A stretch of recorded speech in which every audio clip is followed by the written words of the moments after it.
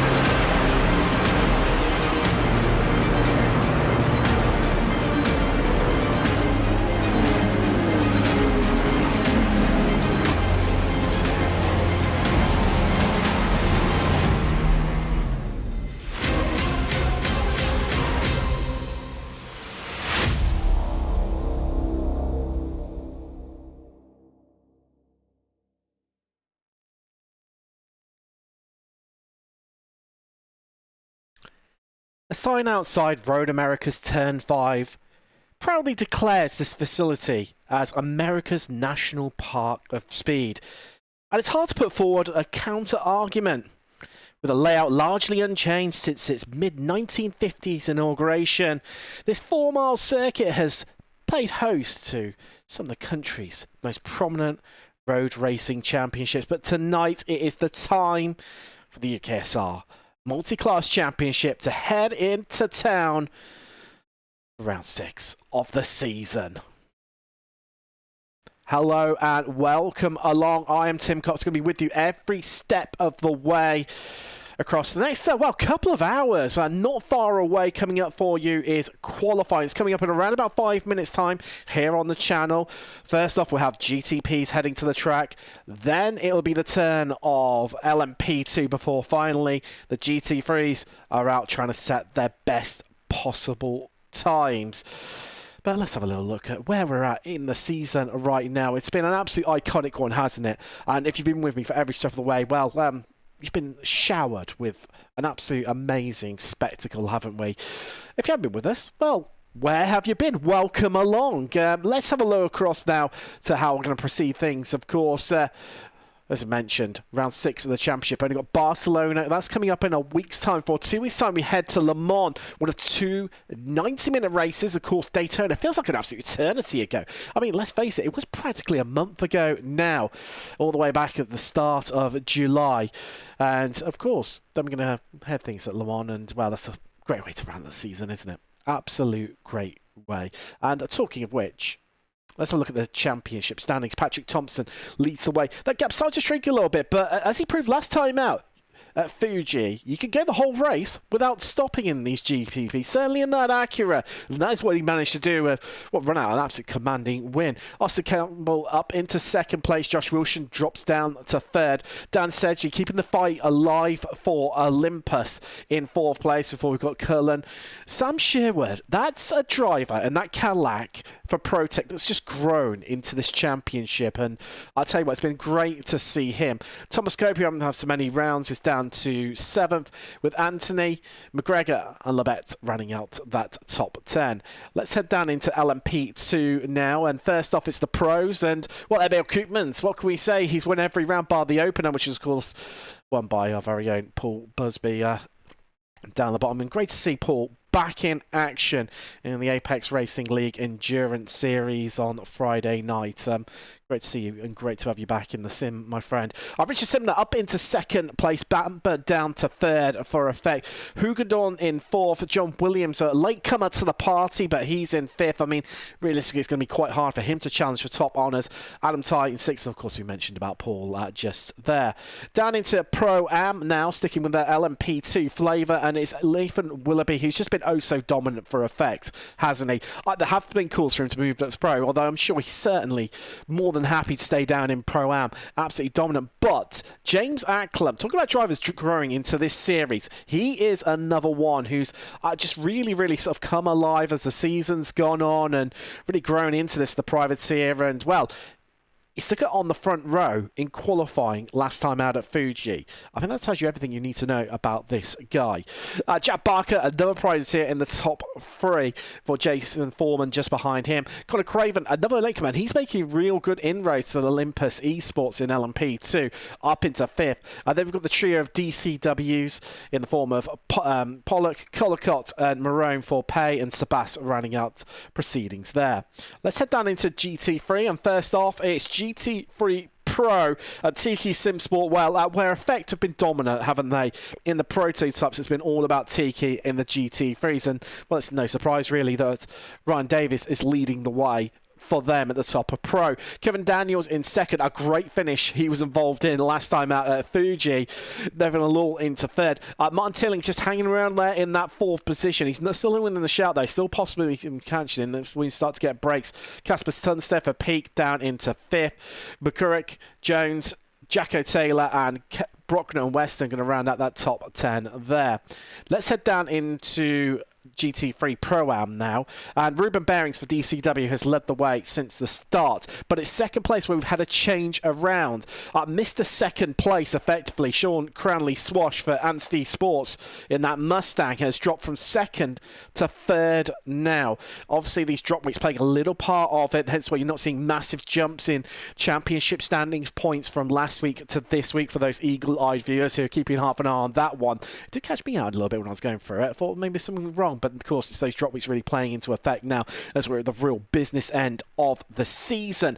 Of course, Alan Lever, haven't mentioned him for UKSR. He's up into 2nd place in that Lamborghini. James Coley keeping that UKSR flavour right up there. He's in 4th with Sharples Robson, Matt Edmondson, who is a round down, but I think he's still in with a chance of really making some progress in the championship for effect in the Corvette. Kalau, Murray and Davis rounding out the top 10 there. Let's head into the teams championships now. And there you go. Effect Simulations Carbon are leading the way there. And you've got to argue, really, are they going to get knocked off that top spot? And then it's the DCW, boys and girls. We're having a bit of a moment there. Yeah, we're heading across into qualifying. That's well. We're going to get a bit of a move on here, don't we? Yeah, Effect in fourth for UKSR, rounding out the top 5 there. As for the weather, well, ladies and gentlemen, boys and girls, I can tell you that... it's looking like a rather clear day here, although I can tell you that clouds are on the horizon. They are incoming, but there's an incredibly low chance of rain for us today. But never say never. You never quite know, do you, with iRacing? I thought we were going to be rampant with rain at Mosport, but that turned out to be the only dry session of the week, including in officials. Have been rain all week that week. But hey, let's find out. The drivers just starting to take to the track now. Of course, it's GTP first up in qualifying. They've got 10 minutes before there's 10 minutes of LMP2 at 10 past the hour. 20 past Caesars have the GT3 take to the track. And then, of course, we get racing at half past the hour. But let's get trackside and stuck into things. Bit of a... Okay, that's having a bit of a moment there. We'll excuse that for one moment while I just sort things out very, very quickly. Yeah, we're not far away now, are we? It's business end of the season and things that really starting to come alive. And what better place to do it at Road America? And let's get stuck into the action. Down trackside. I was just starting to come around now, get the first flying laps under their belt. But first off, across the line, I do believe it's going to be... Schwartz is going to be the first driver heading out across there. What sort of times are we going to get? Who's going to take pole position for round 8? It's going to be another Effect Domination, or, well, you've got to really, really have a potent argument, haven't you? To say that it's A, not going to be an Acura, and B, it's not going to be an Apex Racing Academy car on pole in the form of Patrick Thompson, the Dane. And there he is in the traffic.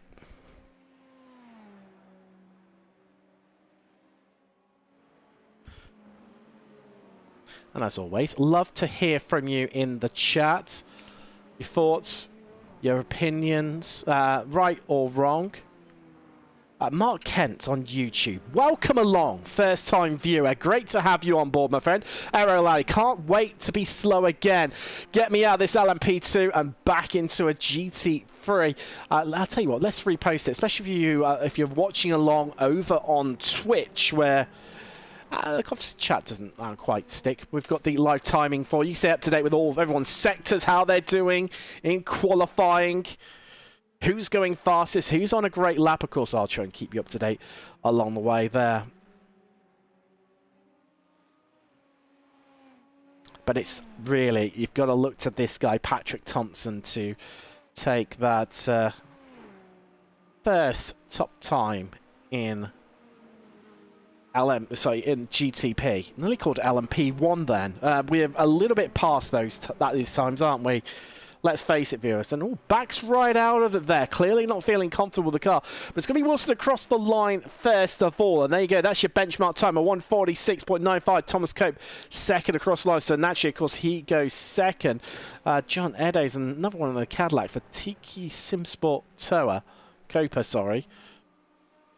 What's he going to set, if at all? A long, long run to that finish line here. He goes fifth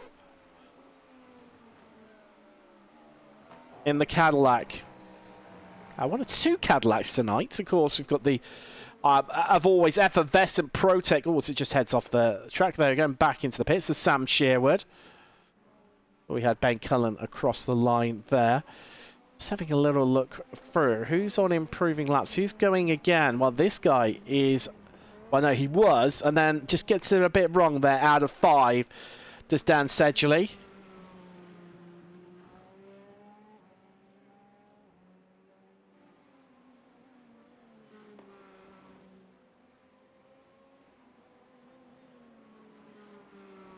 So, at the end of round one, effectively, it is Olympus leading the way.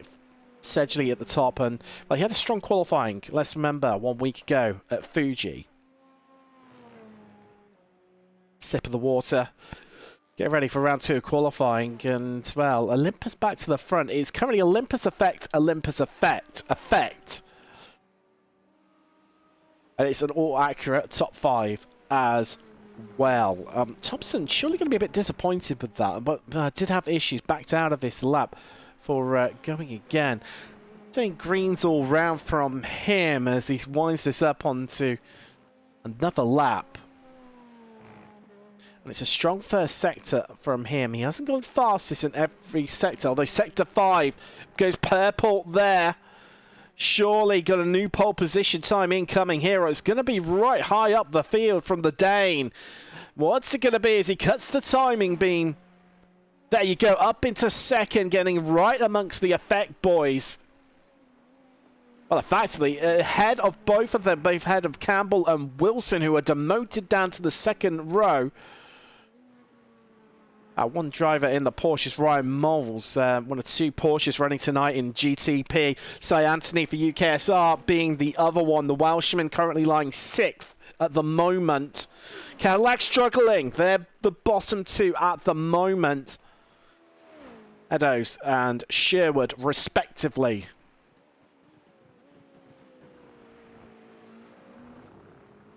Just heading out the back of the circuit now through 13.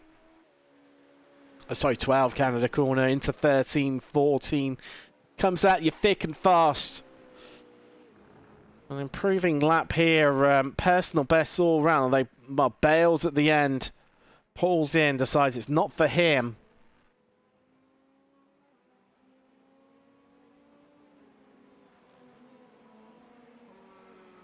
Qualifying mode. Thompson on a quick one once more, though. He's coming out of the pit, so...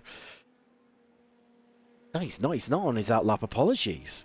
This is looking like a good lap, although no improvement again in Sector 4. Patchy at best. Do you wonder if he might bail on this one? He's looking slow out of Canada corner. This could be another driver bailing in. 7 minutes complete out in qualifying so far. It's a long lap around here at Road America. Lame Labette as well on a good strong lap for Effect Simulations Club Sport. It was more easier to tell between all the Effect teams. The Club Sport outfit with that blue livery. It's coming into the final turn now. The run up towards the line. First half. Improvements all round. The second half of the lap hasn't looked so good for him, but what's it going to be? As Labette comes across the line, it's a personal best in the final sector, and he moves up 2 places. Anthony and Newman both dropping down 1 each respectively. Third row of the grid for the Effect driver. But look how tight it is at the top. 400ths of a second between Sedgley and Thompson. As Sedgley starts his new lap. Sherwood improving there. Great result for the Cadillac driver. Up into 8th place. He's had a real good qualifying last time out as well. Do have to wonder how he's going to get on with us this evening. Fell apart in the race, as it did for a few of our prototype drivers. Ryan Moles yet to set time. 2 attempts so far. Just running up to the light. Oh, he's on his out lap, about to start his next lap. Although I could tell you, Austin Willie Campbell has just gone fastest of anyone in Sector 3. Look at that. That's purple there. What's it going to be in Sector 4? Winding up for the fastest part of the circuit now. Love the way the car just clings in there, and it's purple again. This could be a new pole position time incoming. Hold tight, folks. Out of Canada corner, not long left for the Effect driver. And it's a personal best in Sector 5. 1 corner left. And the run to the line. Don't get it deleted now. Don't go too far off the track. Is this going to be pole for Campbell here in the dying moments of qualifying? There you go. By a 10th. Great lap for the Effect driver in the 555. Right, as we look further down, Wilson, he's having a bit of a patchy lap. Newman, too, as well, improving in the second half of the lap. Likewise, Anthony. And it's no improvement for Wilson. He's going to start in at least 5th. there goes Newman. He's going to remain where he is. Oh, no, improvement in time, 147.2 for him. A name we haven't heard for a little bit of a while. David van der Waals for Olympus Esports Atlas. Looking like he's going to start 10th this evening. LMP2 just starting to head out now. There they go on their out lap. Of course, GTP can finish off their lap. There's going to be a few drivers. Ryan Moles, can he get a time in? All his times deleted so far this evening. Let's find out what the Porsche driver is going to do. That run to the line once more for him. Can he get a time on the board? He can, and it's good enough for 10th. 5th row of the grid. The ProTech driver in the Porsche. But now it's time to concentrate on LMP2. We're getting underway there. And let's throw all the drivers in for good measure. The whole LMP2. We want to split it up between the two respective pros and pro-am categories. There's some drivers still out there. Thompson should be coming in. I mean, would have got across the line in time to start this one again. And, well, that's a purple 5th sector there. He's going for it late on here. We're going to see a new pole position. Surely this can't be as strong as Campbell's, but how good is that purple sector that he set in Sector 5? Well, Sedgley displaced from the front row. As Thompson at the death squeezes him up there with Campbell to share the front row. Again, Acura locking things out at the front of GTP. I mean, they've got the most cars, to be fair. The top 3 rows, all Acura this evening. And like I say, it's down into LMP2 now, where we're getting away in proceedings. It's going to be Emil Koopmans. It's going to be the driver first across the line. Set a benchmark time, and this is surely going to be a strong lap from him. What we've seen so far this season. The 911 car. Although it's been deleted. There you go. It looked good. It wasn't to be. Borman looking very, very squirrely there. As he headed out the final turn. And DDK Racing over on Twitch. Good evening to you as well. Of course, if you're watching over on Twitch, don't forget to give us a follow. I had to think which way around it was then. It's a subscribe over on YouTube, and of course give us a like there too. All helps with the algorithm, doesn't it? All helps indeed. If you want to find more about UKSR stuff, you see down below over on YouTube the web address. You find more about the community and also a link to our Discord. So, who's going to take pole in LMP2? As we're getting deep into the session here now.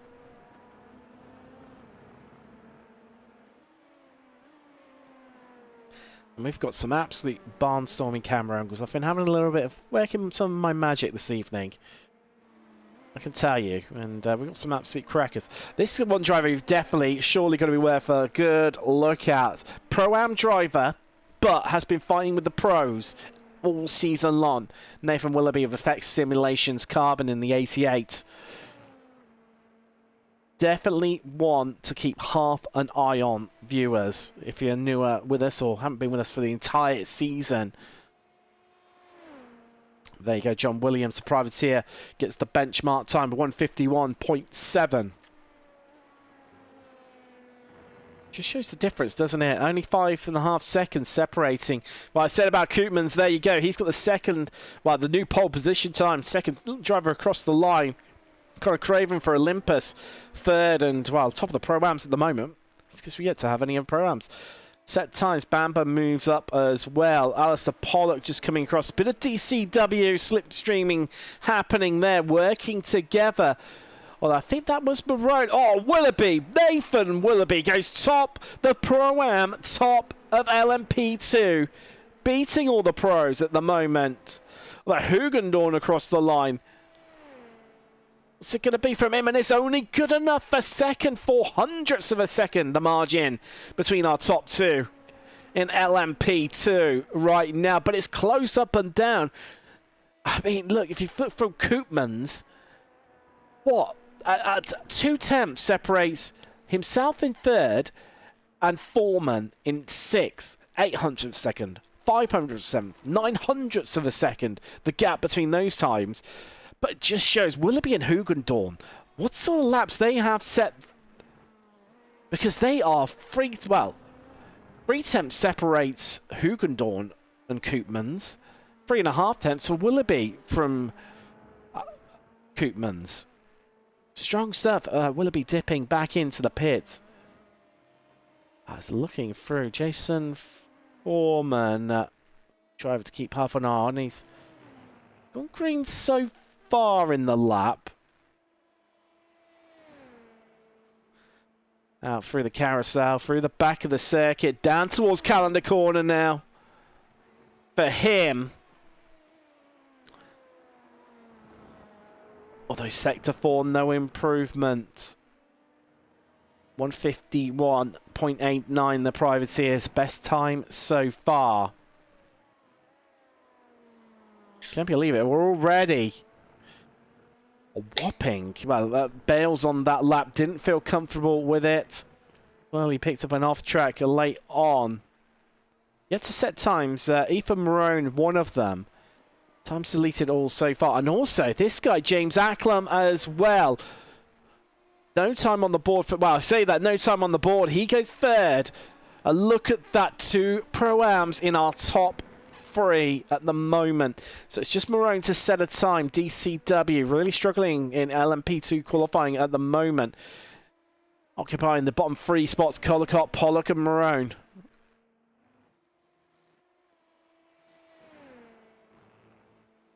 And over on Twitch, Edward Berry Games. Easy now. Good luck all. Come on, Team Potato. And if you say that in a certain way, that would be completely and utterly misconstrued. And we've had a few of those gaffes already this season. Willoughby just winding things up right now, and we can take on his next flying lap. Very much for the flavour of the season. GT3 have spent the whole entirety out there in qualifying. LMP2, fast lap in. Go again. Fast lap in, go again. What's it going to be from Willoughby? Can he hold on in that 88 to the top spot in qualifying for effect in LMP2? There's some big names behind him. Hugendorn, James Acklam as well, the fellow Pro-Am driver. He's not going to want to have Willoughby have all these night lightning lights, and he's going to want to ruin that party. But also you got Emil Koopmans, John Williams is not slow, Simon Bamber too. No Richard Simner with us tonight. Bit good, Richard. Bit good. Emil Koopmans on a good lap, the Dutchman. Practically the Flying Dutchman. Greens all round here so far in the 911 effect. Personal best being laid down. But is it enough? I'm just having a quick look. Slower in Sector 1 than Willoughby. Faster in Sector 2. Faster in Sector 3. Faster in Sector 4. Surely this has got to be a new pole position time for the Effect Club Sport driver. And there you go. There it is by nearly 2/10 of a second. The 911 Effect Club Sport car goes to the top of LMP2 qualifying. There's other drivers improving as well late on here. Just having a bit of a look through the order. This one, here we go, Ethan Marone. He's got a time on the board. He's going to be happy about that one. This car's looking like it's going faster and faster as qualifying progresses. As mentioned, no time on the board, and now has leapfrog both of his teammates. 6 in LMP2 Pro-Am at the moment. Currently 10th in the overall LMP2 category. I'm not seeing any major improvements out there. John Williams going faster at the moment. He's in 4th, and it was a fact an improved lap time from him, but he remains in that 4th position. This guy's on to another lap. What can he dig out the bag? It needs to be something big. It needs to be something bold if he wants to snatch that away from, well, his sister teammate, Emil Koopmans. Foreman on a good lap as well at the moment. It's all coming alive here in this category late on. starting their final laps. This is it that you're done now. GT3 not far off, taking to the track. Here we go, folks. Here we go. What, you got Jay Foreman. It's looking good. Fastest of anyone in Sector 1. Sector 2. Fastest of anyone.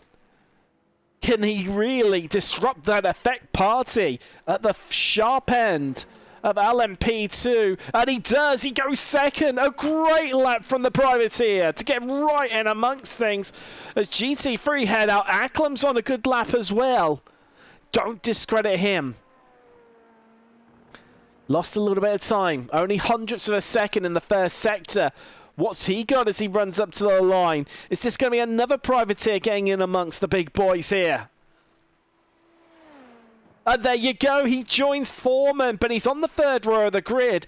And that, in your top 4, is 3 LMP2 Pro-Ams. Ladies and gentlemen, that's how it's done.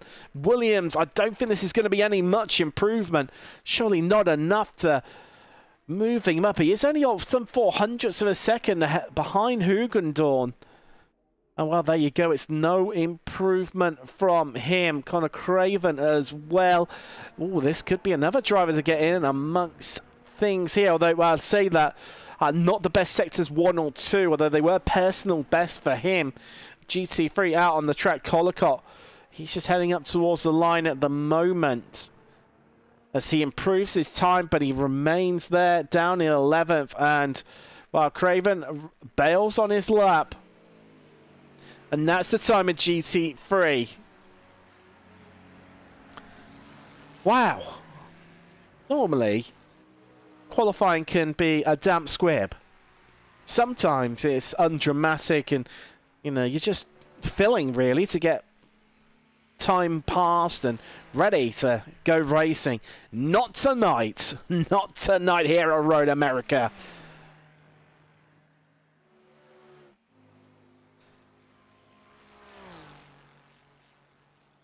Monza, known for being the cathedral speed. This is definitely North America's answer, isn't it? More corners than what you've got at Monza, but I tell you what, they strung together absolutely beautifully. So let's get stuck into the GT3 now. Who's going to take pole over here? Is it going to be another Tiki Sim Sport domination? Let's find out together, folks. Let's find out. Here we go. Fastest laps getting underway. And it's going to be James Conley who's going to be the driver. He's going to get the last time on the board. And that track looking like it's improving out there. The session goes on. Just get up to date with the weather right now. Local time currently 10 to 3 in the afternoon. 23 degrees Celsius. Ambient, but wow, look at that, 40 degrees nearly track temperature. That partially cloudy clouds. Well, I was certainly going to be hoping that helps to cool the track down a little bit as we move in through the race. Of course, later in the afternoon as well. Should hopefully cool down a little bit more. Going to get our first time on the board, though, very, very shortly. I'm just trying to pick out who it's going to be.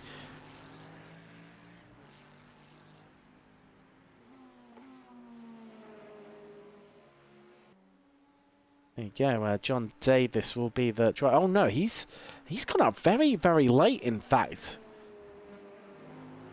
it's going to be, I believe, Joe Pinder of Connexus Motorsports, one of the 2 Mustangs running with us here in the league.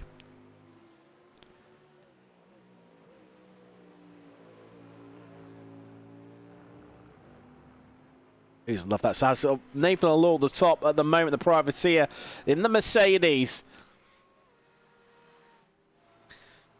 Then it's Tilling and Davies, both from Tiki Sim Sport. Pinder, there you go. Well, top of Pro-Am at the moment. As it's all times bumbling in left, right, and centre. That's a great times being set, but Ruben Bering's there. Top of your Pro-Am championship standings. And well, top in qualifying at the moment in that Lamborghini for DCW. at 91. It's looked strong all season long, hasn't it? A second, but there's a bit of a gap between them. Well, I was about to say it's Alan Levitt, James Connolly in the Ferrari. Last driver, well, one of the last drivers across the line. And this Ferrari should be well suited here tonight. Known for its straight line speed. How it's going to handle through the carousel, wow. Only time will tell, especially with these hot conditions. Could be a little bit understeery through there. Yes, that's the Anstey Mustang just pulling over of Cranley Swash. Letting him by, clearly maybe lacking a bit of straight line speed, thinking, right, if I can tuck up behind him, let him just drag me through, try and find some lap time that way.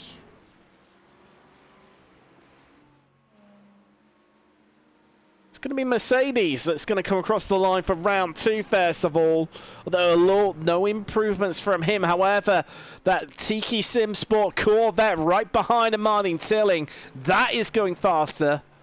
Sectors 1, no improvement there, but it is joint fastest. So we'll let him off that one. But 2, 3, and 4, surely. Well, as he bails, oh, it's all gone wrong late on. There's also, talking of Tiki Simsport, the Porsche of Ryan Davis. It's on a strong lap here. Sharple's on a good one too. It's a improvement in time, but wow, missing out on moving up into third by 0.005 of a second. Oh, bit of a kerfuffle going on there on pit exit. Some drivers electing to come back in. They're going to have, oh, it's going to be tight for get out. Get another lap in and then go again once more. Not other rounds of possibility, but folks, it's going to be tight. So yet to set times. There's Team Taylor cars just improving there.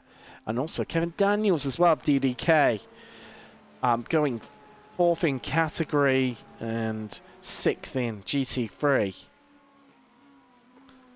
Connolly, really strong lap from him, and likewise in Bearings, the 2 Pro-Ams. Alan Lever is one driver to watch this evening for UKSR, and that 657 Lamborghini, because second in the championship, overtaken for the first time this season, Cranley Swash of Anstey Sports in the 117 Mustang. As the season's gone on, just falling by the wayside a little bit, just struggling with that car. It's definitely not an OP car, which is odd for a brand new car to the service. Certainly in GT3s. Whenever we've had them, they've been bopped to, well, Oblivion, and they're so much faster, but Davis for the wrong stuff just goes faster there. That is Bearings just coming out of pit road. Back in once more. So, Jacko Taylor yet to set a time, McCurrick, and Sharples as well. Interesting, because he's had some really strong sector times so far, but not been able to string together the whole lap without getting his time deleted. Is it going to be Kirs, the commentator from still? No, he goes 8th and just misses out by 7th. From 7th by 7,000 seconds. As Jacko Taylor out of nowhere for Tiki in the Ferrari goes top here at Road America. Wow.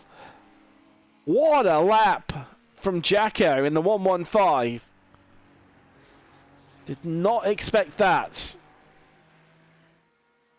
Genuinely did not expect that one coming.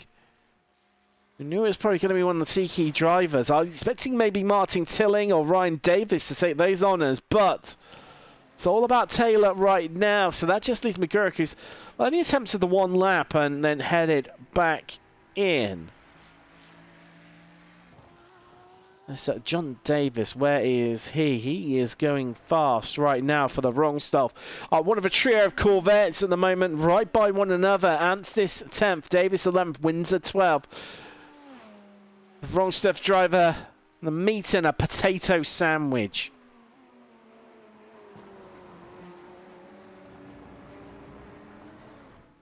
You'd say it's all meat and potatoes between them. Oh, I know. Got to get the appalling puns in. but this is surely going to move him up the leaderboard. The gap 3 attempts between himself and Anstis.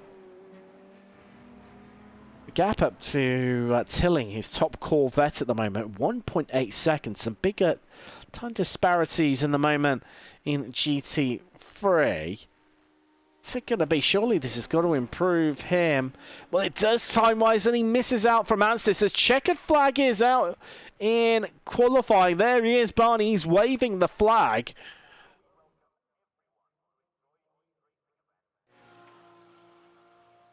Jacko Taylor looking like he's on a strong lap once more. What's it going to be from him? Is he going to extend that lead 0.03 of a second between himself and Allure, who's not on track? Neither's Tilling, neither's Bearings.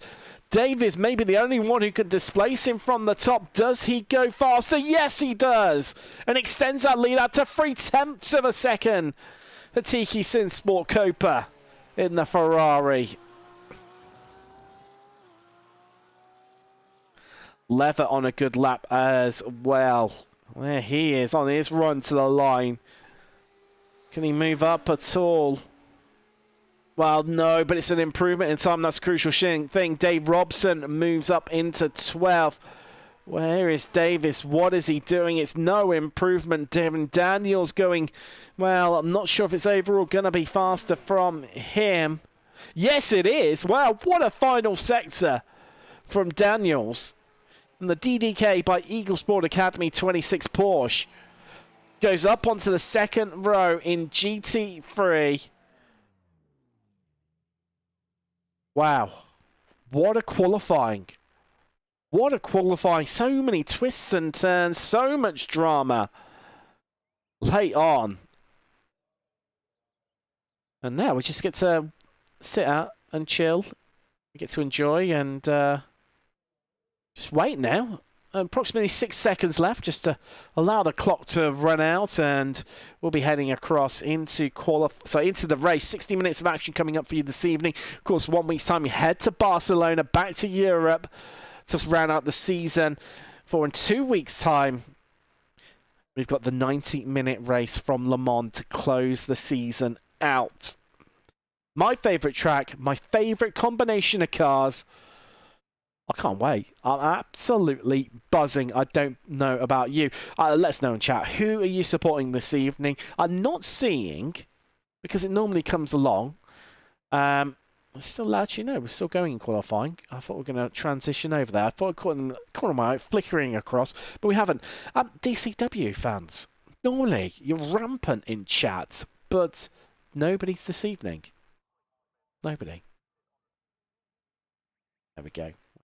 Heading across now, I can tell you, into the field, and here we go. Austin Campbell on pole. Patrick Thompson joins him on the front row. It's Sedgley and Cope to make an All Olympus row 2, and it's an All Olympus, sorry, All Effect row 3 in the form of Wilson and Labette. Anthony in the Porsche lines up next to the Cadillac, the first non-accurate running cars. They're on row 4. Shearwood, I'm making it the other driver. Joe Newman and Ryan Moles make up an all-pro tech row 5 and ran out the top 10. While David Van Walsen return to the championship is on row 6 with Ben Cullen. John Eddowes on the final row by himself. Then into LMP2. So we switch around here. Emil Koopmans and Jason Foreman on the front row. While James Acklam and Nathan Willoughby make up row 2. Danny Hugendorn is on row 3. Had to think about that one. Then next to John Williams, the privateer, Jack Barker and Simon Bamber make it row 5. That's Connor Craven and Ethan Marone. Before we've got Mark Collicott there. Starting 24th overall in the final row in LMP2 next to Alistair Pollock. Jacko Taylor, great heroics from him and the Ferrari. It's looking lovely at the moment. We have got, folks, I can tell you, 5 different manufacturers in the top 5 of GT3. But as Ferrari, you've got pole next to the Mercedes of Nathan Allure. Great qualifying from those two. Tilling and Daniels for Corvette and Porsche, respectively. The Tiki, Simsport and DDK drivers on row 2 in GT3. Ruben Bearings, your leader in GT3 Pro-Am, starts next to Ryan Davis.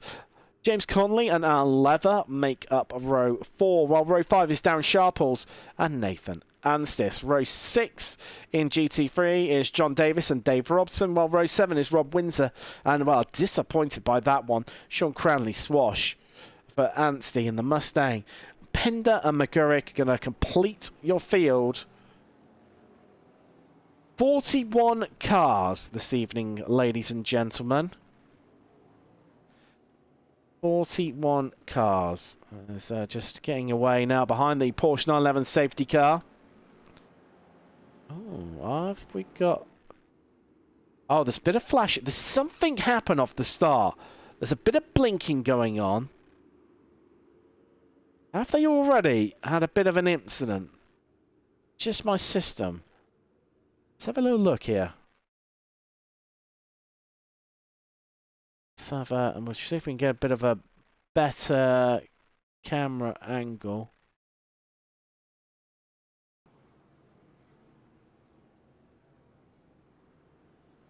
It's just, oh, there you go. Bit of a concertina effect in LMP2. Everyone moving away and not getting it right.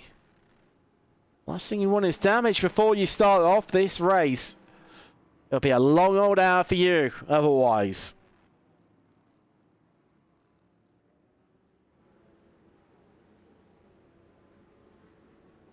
Why, you ask? You get Gina Peters over on YouTube. Go DCW Rating. Get to see you on board, Gina. Of course, those of you watching on YouTube, don't forget us a like and subscribe. It's chatting as well, always good. And over on Twitch as well, when you can follow us. Stay up to date, notifications whenever we go live here at the channel. Only 2 weeks left of the season after tonight. 2 more rounds. Here's one of the new camera angles we've got with us this evening. Underneath the bridge between 5 and 6. Surely going to give some great angles of the racing. And, well, on the drivers up on the bit of the bridge, just partially flickering in and out there. Wasn't like that when I set that up earlier this evening. Got out my virtual ladder and mounted a camera there. As well as various drone angles as well. Group just heading around the back of the circuit now. Long old pace lap around Road America, isn't it? Long old pace lap. But it'll be fast, it'll be furious, it'll be frantic, the action. Jacko Taylor in the Ferrari leading the way there in GT3.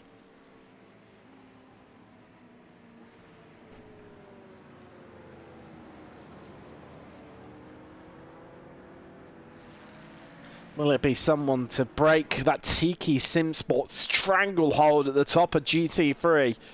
There's been one of their drivers have been up there and have been winning.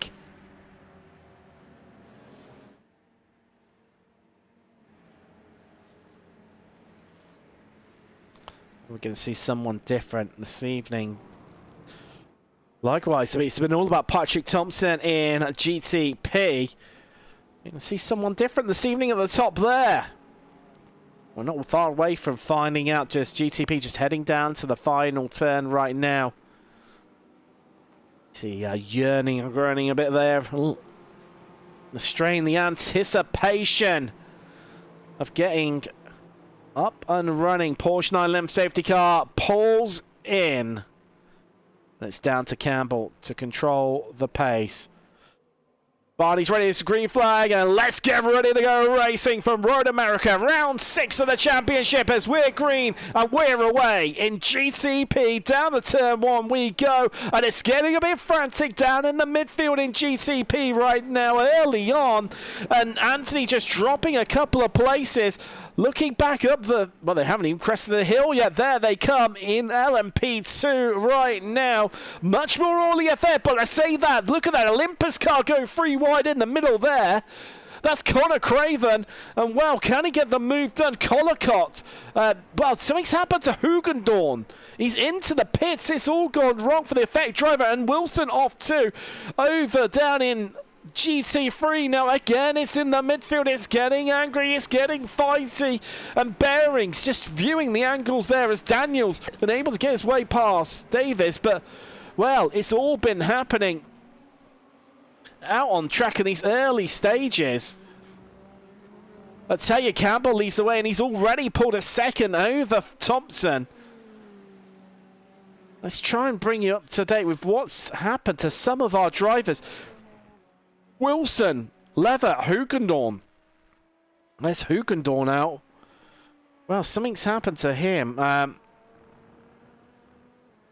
Not too sure what. Let's have a look what's happened to Wilson. Oh, little bit of grass mowing going on there from the Sweetie. Oh, okay. Lever's already had a big shunt there. Let's see if we can. Lamborghini not looking in good stead. So this is on the run to the line. They were already racing down in GT3, and he's gone spinning. As for Hugendorn, I'm not too sure what's gone on there. But we're already on to lap 1 so far. Marone just dropping a couple of places, and the DCW driver losing out to Collicott and Pollock. And that could be damage to the front left, and that's out of Canada corner, that one.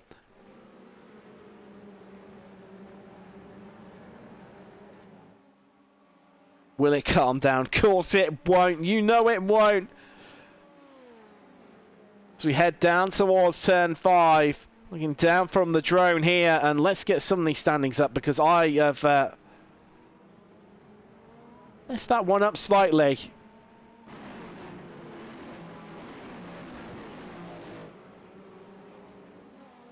So engrossed in the action and the excitement and the drama. It's all happening out on track already.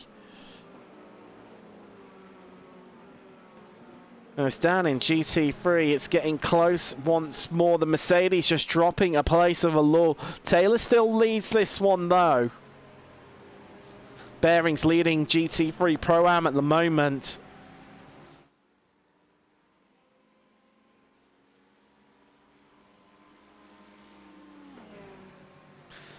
And surely this is going to be a bit of a move up the inside, but defensive goes that Corvette, but squeezing through goes the Mercedes. And Alul gets the job done, but coming on the exit, well, I tell you what, as they head up towards the hill, squeezing on the inside, goes that Corvette once more, and Alul, the Frenchman, just gets it all a bit wrong, and that 38 AMG. And then causes a bit of a roadblock of compression as Davis, Daniels, Bearings and Conley all queue up behind. Not too far behind as well as that Porsche. That's Darren Sharp also losing cars in the 777. But already we are not far away, folks, from GTP starting to close up with the tail end of GT3 at the moment. And Wilson looking like he is out. That could be our first retirement already of this evening. Hugendorn has come off track. He's had a bit of a moment. There's something broken there. He's come off the track a few times already. Let's take a little look back. Oh, whoa, wow. Like a bucking Bronco. Manages to control it, but it's clearly had enough of all things already. Tied up to the front of GTP though, and things are starting to get a bit closer. It was set about a second gap between Campbell and Thompson at the end of the first lap. That gap has come down to 6/10, but they've got away from Sedgley.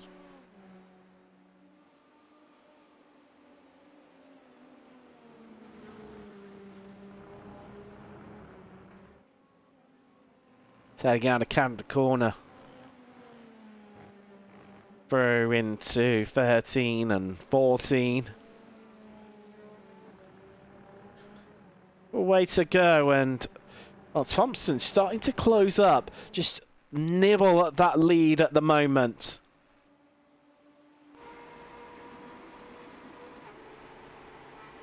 Now Campbell responds with strong sectors at the moment. Kicking up the dust there in the run into turn 1. That's how hard he's pushing right now. Look further back, the cope of that 64 Olympus Atlas Acura is, well, coming under a lot of pressure from Sherwood in the Cadillac. Also, Labette involved as well in the 666. They head out of 5 up the hill.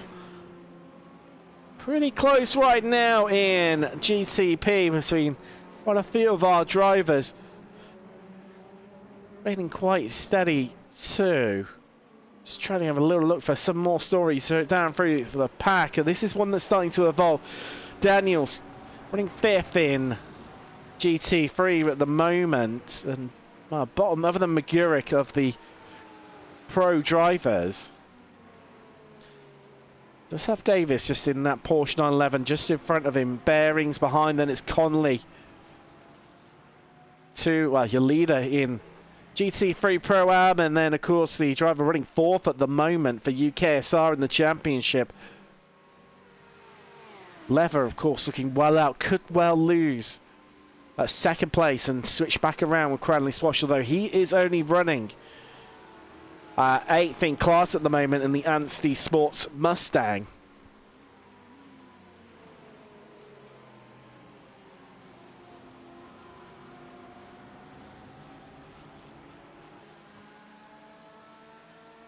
Head down the... well, technically, would it be the back straight here? It's up for debate. I'm going to see a lunge up the inside there. Having a bit of a think about it is Daniels in that DDK Porsche. Backs out of it, but I tell you what, Bearing's having a bit of a look there as we look down from the drone here. Out through 6 and things calm down once more. Onto the bridge, here we go, and that's going to be Team Potato making progress against the Connexus Motorsport Mustang. Joe Pinder on board that 22 at the moment. And that is a move done for him. Talking of moves, oh, it's Clyde. They almost banged doors, but Bamber staunchly trying to defend that position at the moment from Acklam. He's all over him like a rash, but all it's doing is they're losing time. And with Hookendawn out of the running, looking like that's our 2nd retirement after Wilson. So 2 effect cars out of the running already, albeit from different categories, let alone subcategories. Well, not looking like a good start to the race for Effect as Bamber has a big blink now. Had a panic. My heart skipped a beat. We're okay. We're okay, but let's head across to GCP because guess what? It's time to come through the traffic for the first time. Gaps will be built. They'll also be shrunk in both categories. Down into turn 1 we go, and let's ride on board with the effect simulations. 555 Acura into 3. Looking in that rear view mirror, and Thompson held up as well. Now it's to hit the afterburners. Get all of that electrical deployment out of your system. Here we go. Screeching down towards 5. But Thompson's following him through, and he's brave on the brakes. There's a big lunge down in towards 5. And he just about keeps in touch. Well, that is Nathan Law they're about to come up onto the back end of right now. In that Mercedes, a 38 Mercedes, and cleared with relative ease, both of them. The flashes of our lights from Thompson just reminding Campbell, I'm still here. I'm not going anywhere, my friend. To head through the carousel, those GTPs just able to just take a wider line, use that aero package, but Thompson's held up. Little bit of traffic there. That was your 2nd place. That's Marnie Tilling in the Tiki Corvette.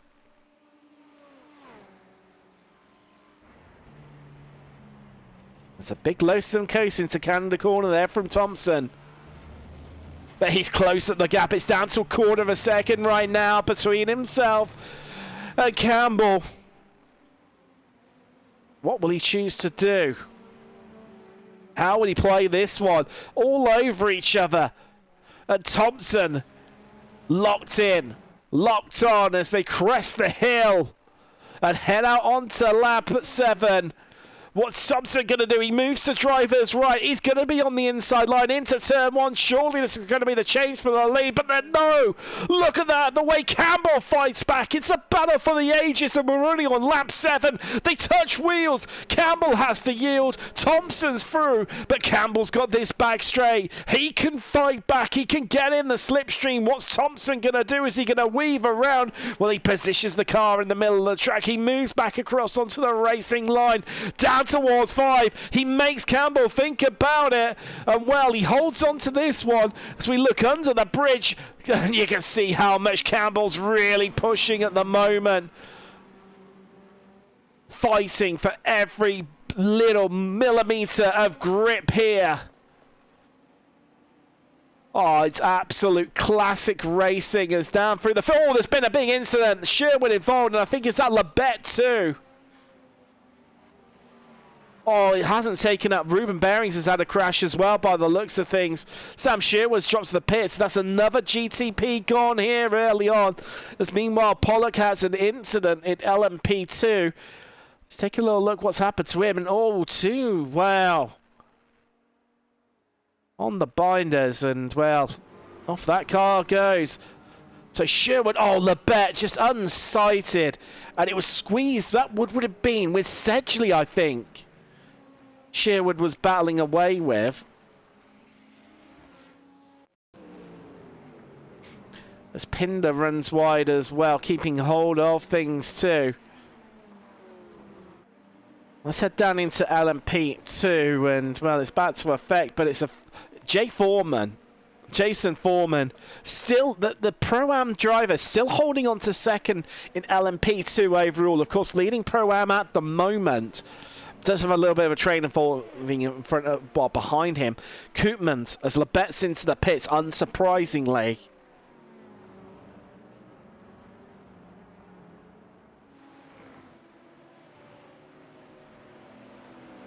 Making his way right around the outside of the Anstey. Oh, Mustang is getting all a bit lively here as Williams and Bamber just desperate to stay in this fight. Everyone's scrambling for position here in LMP2 at the moment.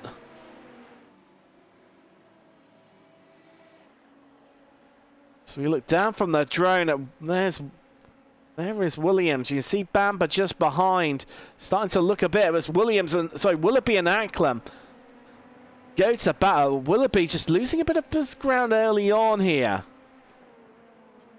Do you know, that's what he's... Let's change around for position.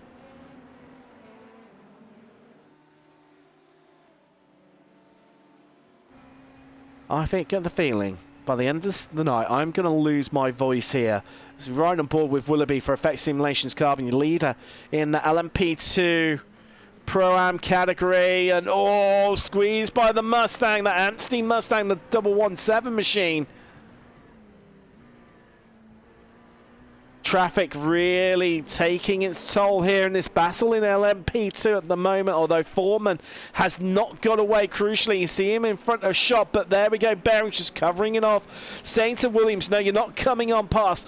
I've got a good scrap going on here right now with, well, that's the Corvette, the 62 Corvette of the wrong stuff. John Davis on board that one. And that's going to give Foreman the breathing space that he's been craving so much for the last few laps. Light flashing going on all round here. Down into Canada corner.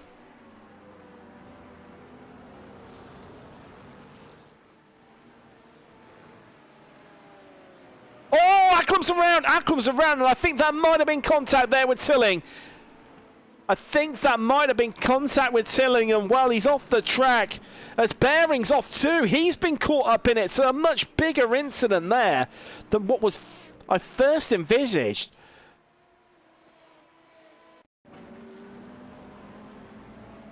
So did Bearings have contact? Oh, where's Acklam spinning ahead? Was it no, it was contact, and oh, a big whack into the side. I think that was Robson's Tiki Simsport Ferrari there. Yes, it was. Wow. Drama early on. Thompson still leads. Let's just try and have a bit of a sit rep here. So Thompson still leads GTP in this race, although Campbell's still hot on his heels. Down into LMP2 Pro. Koopman's, well, he's walking away with this one. 3.6 the advantage over Foreman, who's leading Pro-Am and is second in LMP2, but a whopping 4.5 seconds ahead of John Williams, who's second at the moment in LMP2 Pro. As we mentioned, there he is in the back of shot. Foreman leading Pro-Am. Jacko Taylor for Tiki Spinsport 1-2 at the moment between himself and Tilling at the top of GT3, and well, it's looking like an oh so dominant Tiki Spinsport display in GT3 Pro. Pro-Am, however, that's being led by James Conley. And a great qualifying did the UKSR Ferrari. And he's transposing that into a great race. Lots of casualties. Excuse me, down in pit road. Labatt, Sherwood, Bearings, Robson, Marone, Pollock. Oh, as the hiccups kick in. So I can tell you, Marone, that's looking like a retirement on lap 6. Same from Pollock. Hukadorn, lap 1. Wilson, well, barely made the start. Was it even worth turning up? I think I argue not. For a change, though, Wilson being killed instead of doing the killing. If you know, you know. So LMP2, a battle that will not go away right now is this battle for second overall in LMP2. Foreman's still leading that when you see him in the foreground shot, then that 39, the privateer, being chased by another privateer in the form of the 2, John Williams on that one. And then you've got Bamber, who's at the moment third in Pro, but fourth overall in that car class.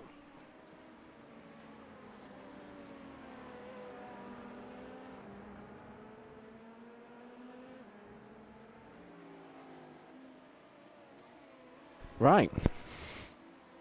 It's calming. Finally starting.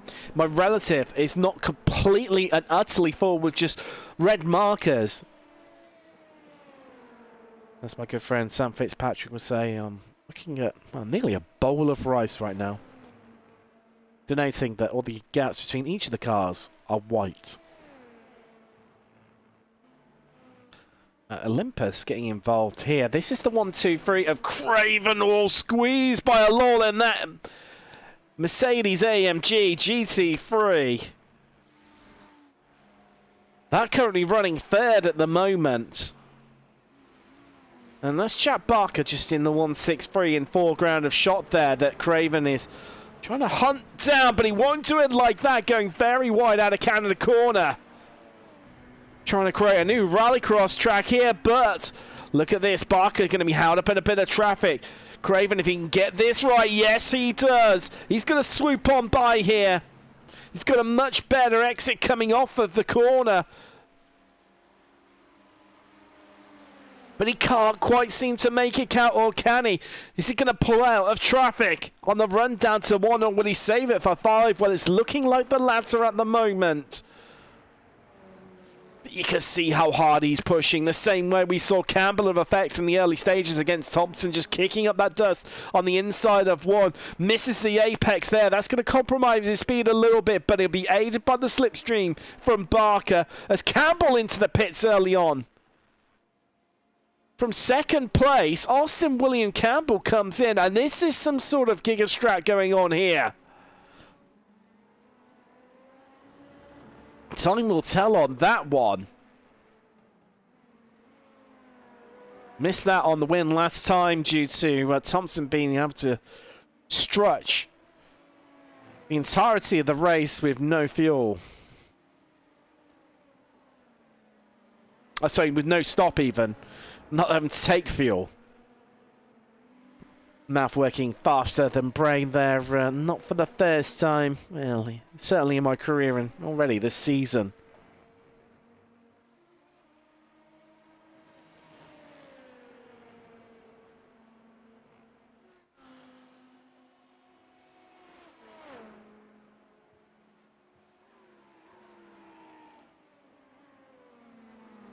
And what has this Olympus car got up its sleeve? It's employing the mind punt right now on Barker, just trying to stay right on his tail and actually make a move. Just coming up on one of the DCW Lamborghinis. That's going to be Ruben Behrings, who has got back out of the pits after a lengthy stop. Stage 3 for 1.5 minutes.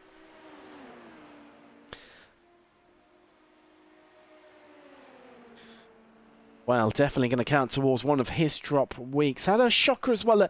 I think it was Daytona, if memory serves me right, did Behrings. And, wow, that could be all of his jokers played. He'll be out of those get out of jail free cards for the entirety of the season. And with 2 rounds left, needs strong finishes if he wants to secure that championship. But with so many wins in category to his name, it's going to be hard to argue that he's going to really lose that grasp at the top of GT3 Pro-Am Championship. As Cullen now into the pit lane for effect. Clearly some Giga Strat being played out in GTP here by effects. They've worked on something. This is just too coordinated.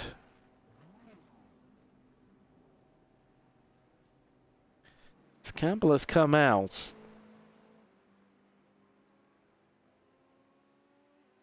You can see him there.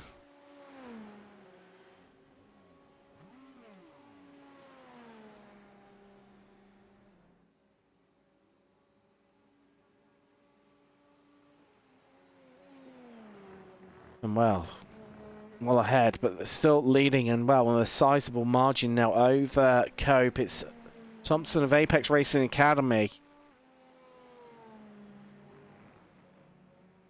Still looming large. You've got a few battles. This is what's still persisting. The battle for second place in LMP2. Foreman, Williams and Bamber. Although they seem to have settled into a little bit of a rhythm so far after crazy early on action. Foreman getting the move done there on the Team Potato Corvette, I believe it is.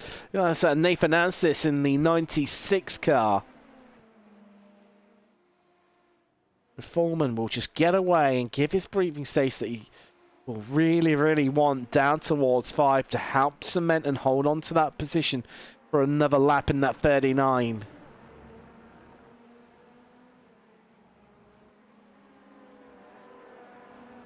Someone we haven't mentioned this evening, DCW's McGurrick, the 97 Corvette. This trio of Corvettes are still running around together. They have been since early on. It's the Wrong Stuff Davis, followed by Team Potatoes Corvette, the 812 Rob Windsor piloting that one. Although McGurrick looking very racy across the start-finish line. Cranley Swash of Anstey Sports. I was going to call it Motorsport then, but here we go. Surely on the move up the inside. No, asks the question as McGurrick tucks back in. Gets that 97 back into line. Asks again into 3. Thinks twice about it. Tucks back in once more. To ride on board with the DCW car. Is he going to have another look into 5? Of course, Windsor going to be aided by the slipstream. The hole being punched into the air by Davis of the Wrong Stuff, but the big lift and coast there from the 97.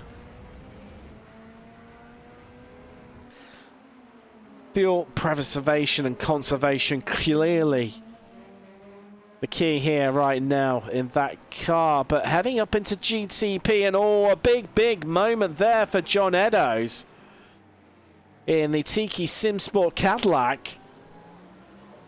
Just while we were away with it, well, we could feel it brewing. It seemed like it wasn't going to happen, but the DCW Corvette's made its way past the Team Potato Corvettes there. A change around for position, and the Corvette's moving around. That now means that he's up to what will be 9th now, McGurrick, having made up 7 places in GT3. Running 6th at the moment. Still last, ironically, of the pro cars. Oh, that's Cy Anthony off. I just seen at the corner of my eye that Campbell had made his way past, but he's had a moment down at Canada corner. Is this him outbraking himself? Well, Campbell nowhere to be seen, and oh yes, he does. Just gets it all wrong to the UKSR Porsche. 27 keeps on going, and he visits the pit lane now. Okay, McGurk not happy with one place. It's another lap, and it's another chance to overtake another Corvette into turn one, but not as easy. This time Davis swoops round the outside, getting the move, well, covered off there. Saying to McGurk, his fellow Englishman, no, you're not coming past me there, my friend. Think twice about that one.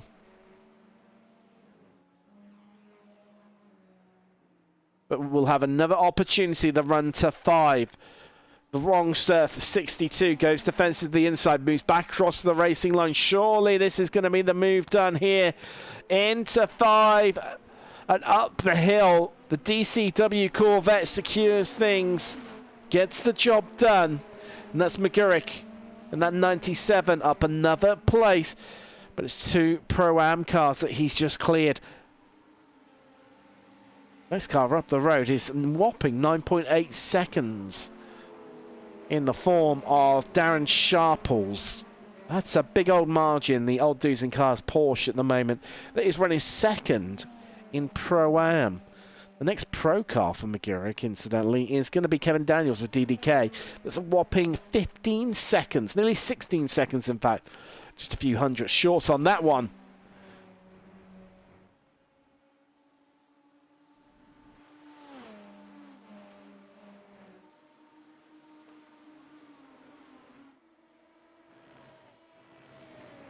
And this still continuing on, but it's getting tighter. It's been nearly at the halfway stage. Where has that come and gone here already? Nearly half an hour's race complete. Out of the hour that we've got here tonight. And Williams, the privateer, coming under a lot of pressure. This is your battle for second in LMP2 Pro right now. And incidentally, third in LMP2 as a whole. What has Bamper got up his sleeve, though? It's clearly nagging at the mind of Williams, because that gap between himself and Foreman has definitely opened up. It's in fact nearly a second now. And Foreman starting to break the draft range.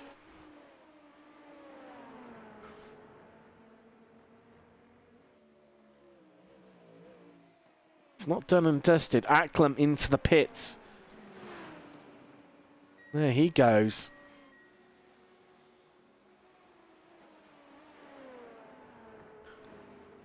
Barker and Craven now have Anthony to contend with. The UKSR Porsche. Steadily due to retirements, although he's running 10th at the moment in class. Not bottom because of Labette, Sherwood and Wilson all retiring the car.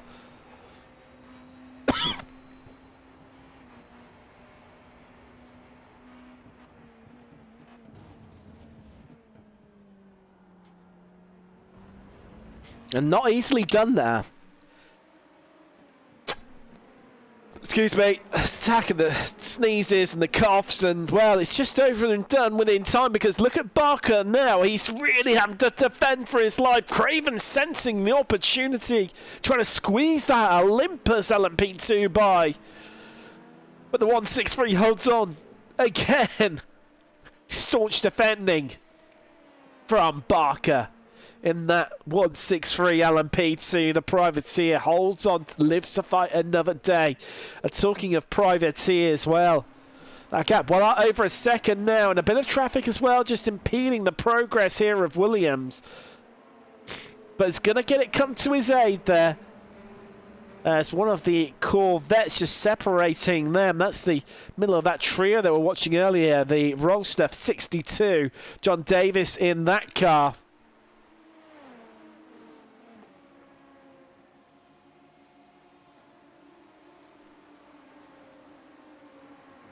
Whereas, oh, has John Eddowes had another incident? Let's have a little look. Down in towards 5 here. It's going to lose the rear. Oh, a bit too much curb there, and you can tell by lighting at the rears, frustrated by that situation.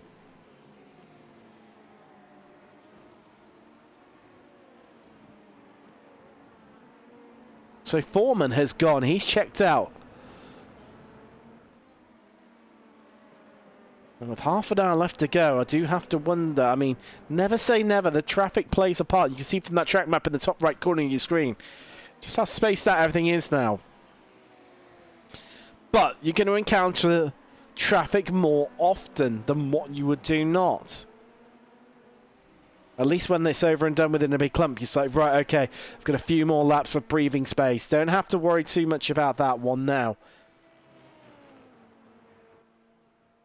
However, with them all separated and quite majorly that early on the incident.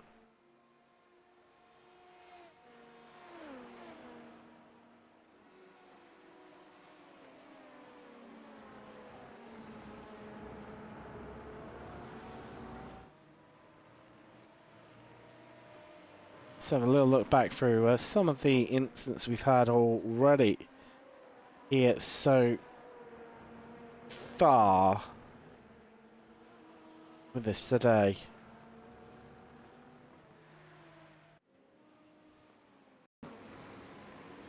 We're back towards the start of the race, and of course, before we even got taken the green flag in GT3, the UKSR Lamborghini having a big moment there.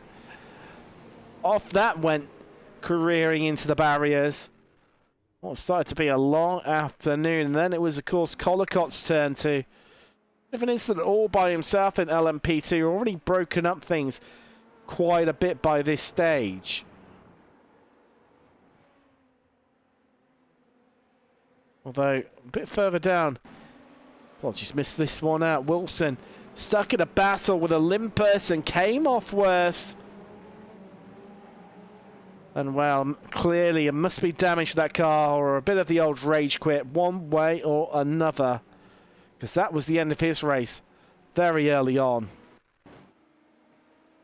Pollock involved in his own incident there as well. Losing the rear end in spectacular style. 1, 2, 3, and 4 spins.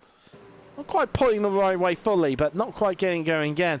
Ruben Bering's your championship leader in GT3 Pro-Am. Well, going for a lunge and then losing the rear. Been a common theme. We've seen that a few times. Down at turn 5, I thought it was Alistair Pollock's turn to have his own incident. And a big shunt coming off the final corner right into the wall. That front left completely destroyed. Maroon's clearing back markers, but running wide and purchasing a one-way ticket to the barrier. LMP2, so DCW. Well, it's not been DCW's afternoon, really. Ripping the front end off before Dave Robson getting caught up in LMP2 passed through traffic the first time. That's James Acklam. He tagged and then spun around by himself before Ruben Bearings that came flying on by having his own incident. Let's get it from a different angle, though. This is on board with the Lamborghini. Well, yellow flags will have been waved, but didn't stop these guys racing. And, well, into the side of them at a big moment there for him.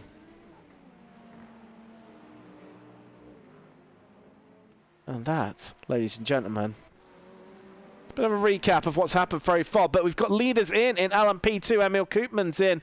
Also, Nathan Willoughby. Pitting early on, the strategy is appearing to be for the Effect drivers in both P2 and GTP. Can't see if that was going to get done in GT3. There's no Matt Edmondson with us this evening to verify that fact.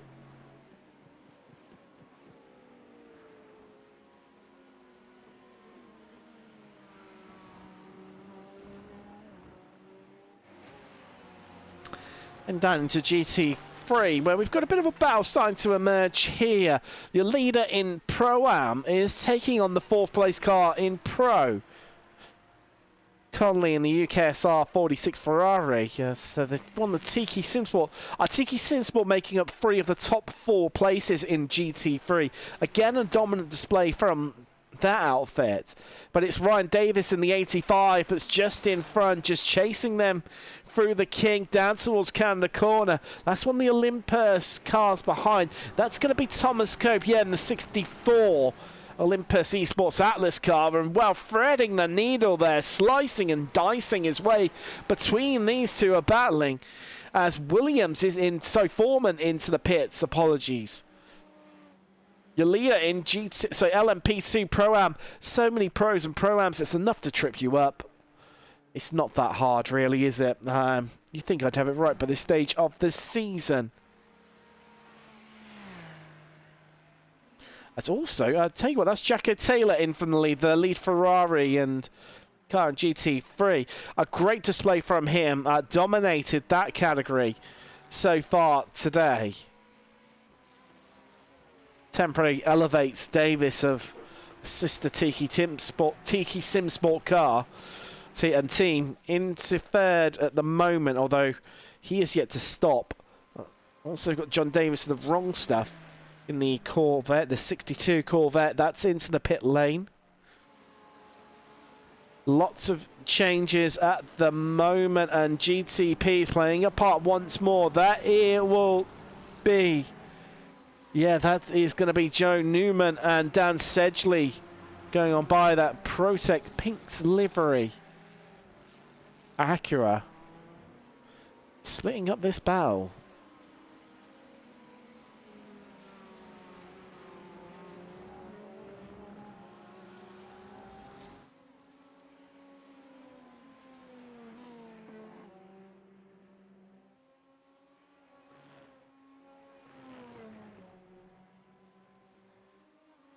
Having a little look up and down through the field. Acklam up in a little bit of one here. That's Craven ahead.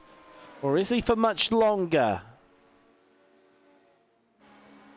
Side by side into 5. Here we go. Acklam looking for that outside line, looking for the switchback. Won't get it done though. The run up the hill. Craven holding on to that line. Barker into the pits. Colcott, sorry, those two just heading out. Tilling and Alul in GT3 both head down pit road. Pit window fully open, although we're approaching only 20 minutes left. 1/3 of the race distance remaining.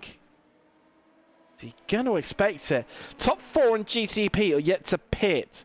David van der Vols, though, heading down pit road at the moment.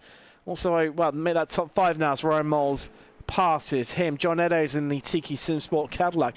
Another car yet to stop too. Although it's real high activity in GT3. That's a lull that Tilling just goes past. Conley into from the lead of Pro-Am. Things start to shuffle around here.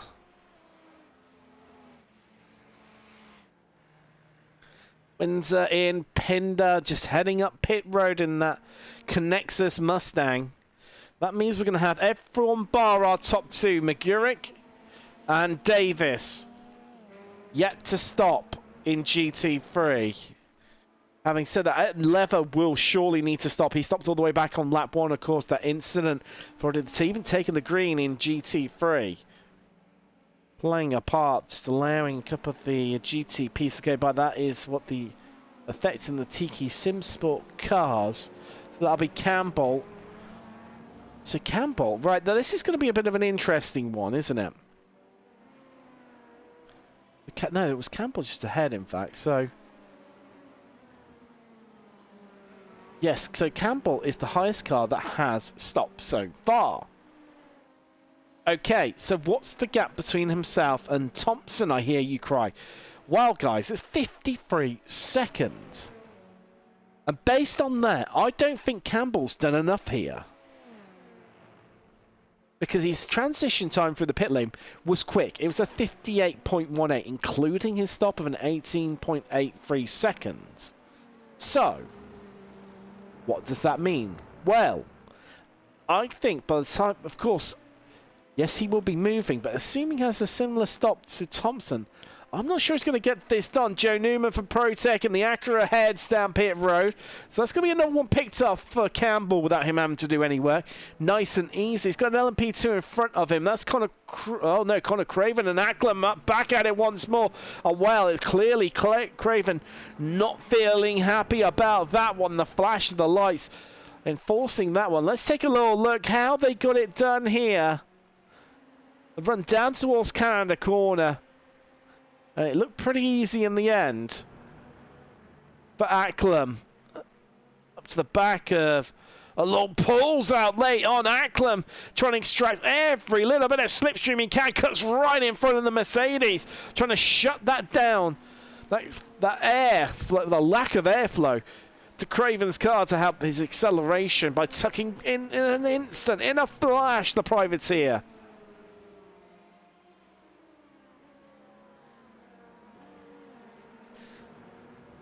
But still, yet to find out whether the 555 of Campbell has done enough here.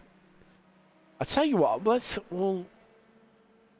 battle's going to remain as is. There's nothing, well, I say nothing too much going on. It's Corvette versus Ford right now, done the start-finish straight. It's Cranley Swash trying to get every little bit of slipstream of anyone he can. LMP2s, GT3s. As that Mustang V8, the 5-litre rumbles down the start-finish straight. Through 2, into 3.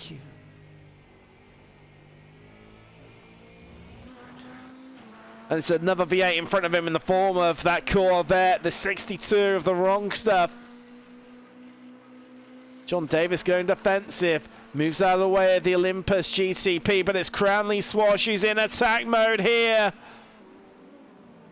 But has to think twice about it, but forces the mistake. And the drag up the hill, surely under the bridge, cuts in front, but they're still fighting away all the way up the hill.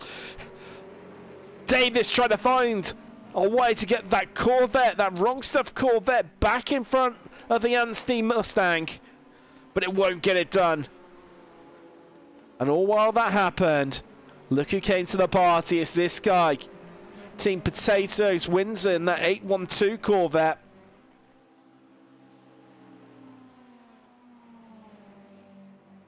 And we've got a fight on our hands. And this is all over. Third in GT3. This is a result that Cranley Swash needs. He needs this result. It is a big opportunity to haul some points in the championship fight.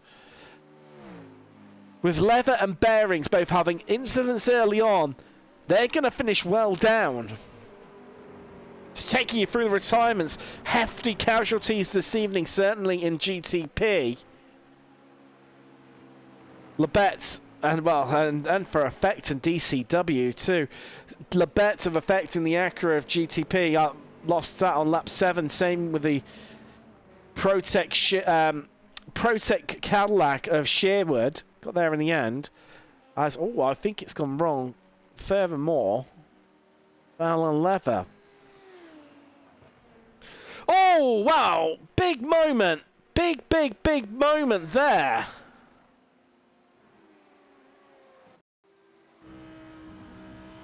Pushing along and, wow. The car just snapped on him. Lamborghini doing Audi things. And surely, wow, the ProTech car there as well of Neumann. Having to squeeze his way by.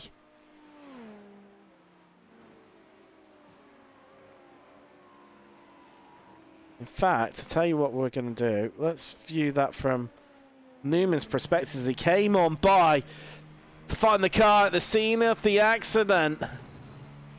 Lightning fast hands, making real progress on the Effect LMP2 ahead. Pulls out, all of a sudden, whoa, big twitch, fast hands from the 997. To get it done. But there's been a change around. Hold on, this has changed around ever so slightly because that Corvette's got back past the Mustang. And it's down into 5. Once again, we saw them switch around. at this corner last lap, and they're doing it again. Trading places. Levis had a further issue. So this is, well, Cranley, Swash, Vancy, and that Mustang will not know this is going on. We'll go through the retirements. Tiki Simsports, Robson in the 99 Ferrari. Lost that on lap 6. Likewise, DCW's LMP2, the 16 Aviva Marone on lap 6. And the 21 DCW of Pollock on lap 6. Lap 1, it was Danny Huguenot in the opening corners. Wilson, both from effect, respectively, for those last two. So, what has Cranley Squash got?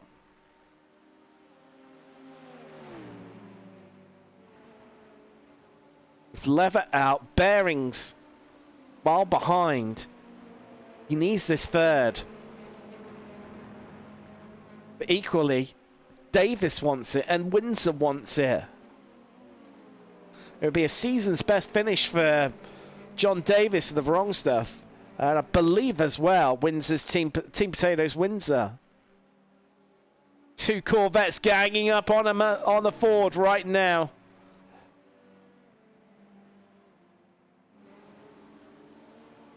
Down into 5 once more, and it's getting cloudy out there, isn't it, folks? It's getting that little bit darker. So I think it's probably going to be a good chance to have a little check-in with the weather. So track temperatures, it was 38 degrees Celsius at the start in qualifying and down to 32 already. Making a big old difference, and a bit of traffic playing a part there. Both GTP. Right, Thompson's in from the lead. This is...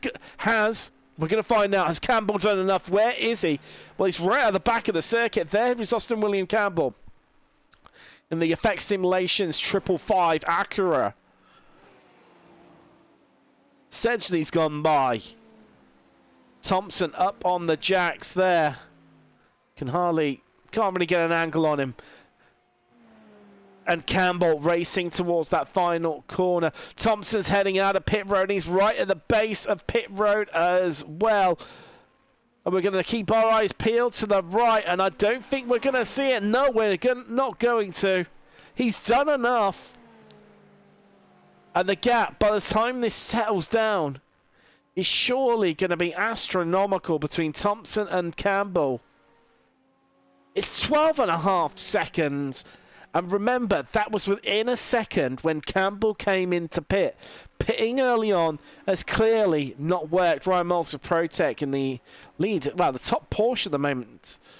Well, that might change around ever so slightly. Essentially, still carrying on, though. We're on 49 minutes very nearly. Let's ride on board with it. How much is he fuel saving out there?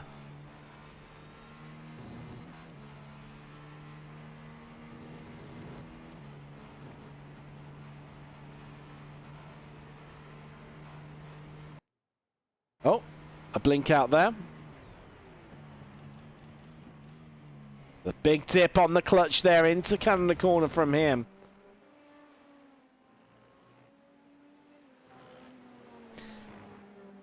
Trying to clearly pale the Patrick Thompson strat. The Apex Racing Academy driver. But it's not going to pulled off last week in the entire race, but can't get it done. Comes in at 49 minutes and 30 seconds from the lead. He's going to lose it, though, surely, to Thompson. Well, has he done enough to get ahead of Campbell? Our effect, there goes Thompson. So, says he's definitely going to lose that lead. Paths Lawal, who's running third at the moment in GT3 in the Mercedes. Very different manufacturers at the top of GT3 Pro. Great to see that. Love the diversity. Taylor, Tilling, and Alul. 1-2 at the moment for Tiki Simsport. But there is Sedgley. Where is Campbell? Well, I think Campbell's just about done enough. Yeah, Sedgley's still in his pit box. So has he done enough to come out ahead of his teammate? No, because there is Thomas Cope. And there is Sedgley. Cope just putting in the fastest Sector 4 of anyone last time around. That's how much he's pushing. He wants this. Well, these guys have changed around once more.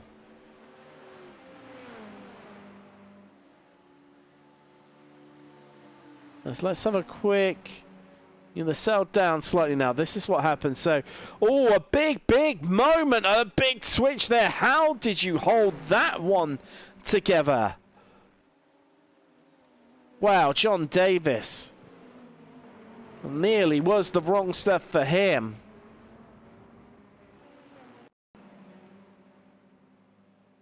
And then... yes, this is a bit more of what we saw. The Team Potato driver going up the inside there.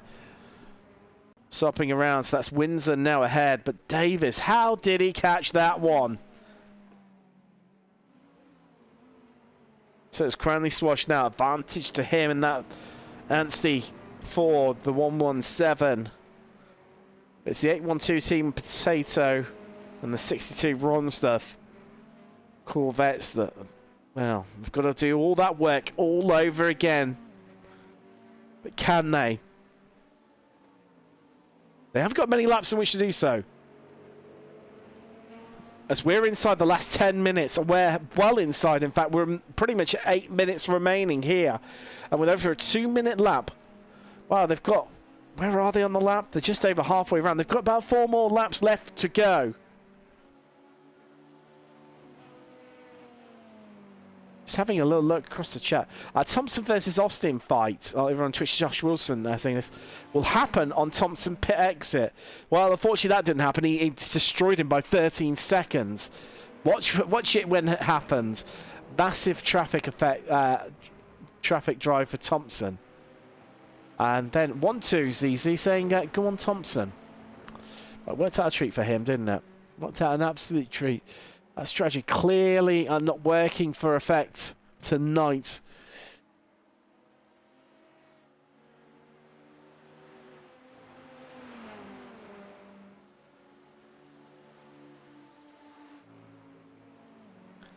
Starts to die down now. I'm talking of effect.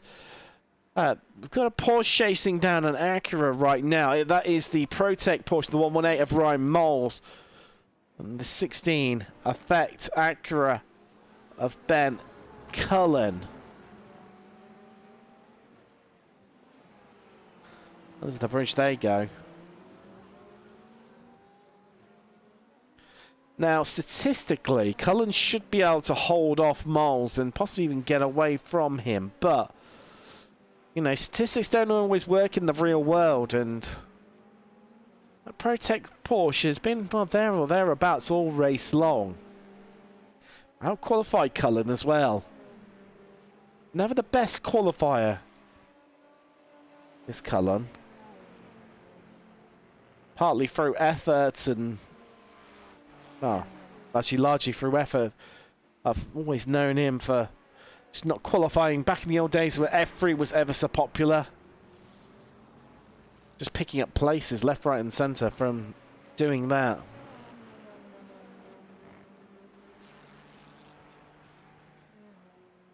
Just keeping you up to date with that battle that we were witnessing earlier in GT3. Cranley Swash broke on the draft. He's the second ahead of Davis, and then Ansis 8 turns behind. All that is closing up once more.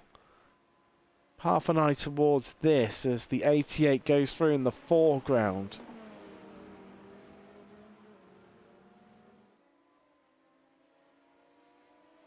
That is Nathan Willoughby, who, well, it's not running at the front of LMP2 Pro-Am for a change. That's still this guy, Jason Foreman, who's had an epic race as the 39 Privateer. Just dominant, led it from the front. Could have been second overall at one stage as well in LMP2, but Williams did get on by and gonna be happy with that result. It's back to this battle, which is starting to compress up once more. But timing's running out. Within 5 minutes remaining here from Road America.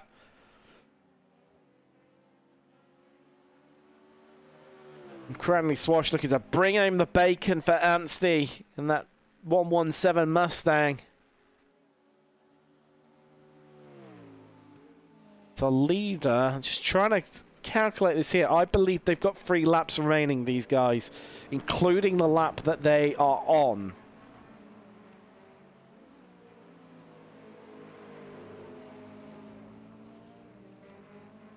Although this is getting closer and closer, bit by bit. Because that Porsche is right on the gearbox, as you can see from that camera angle of the Effect Simulation Carbon Acura of Cullen.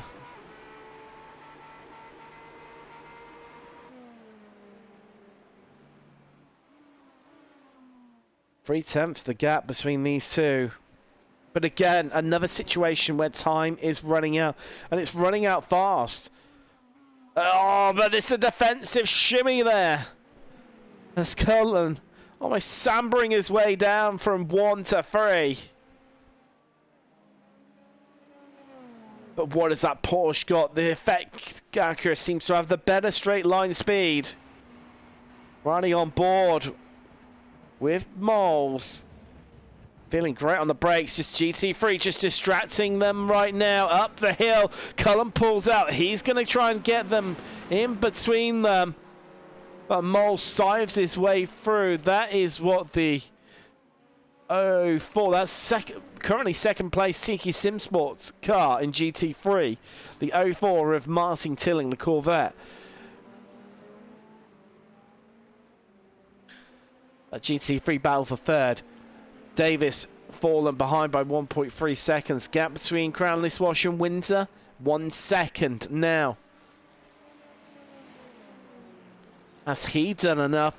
This battle's still not going away though. Ryan Moles is hanging on for dear life. Fingertips. Well, they had nearly gone. Fingernails, they've most certainly gone, and look how aggressive he is up to the back of that Effect Acura right now. Heading through the final 2 corners. That's going to go past. I think that's Ruben Bearings there in the DCW Lamborghini and GT3. Well, a dismal afternoon he's had.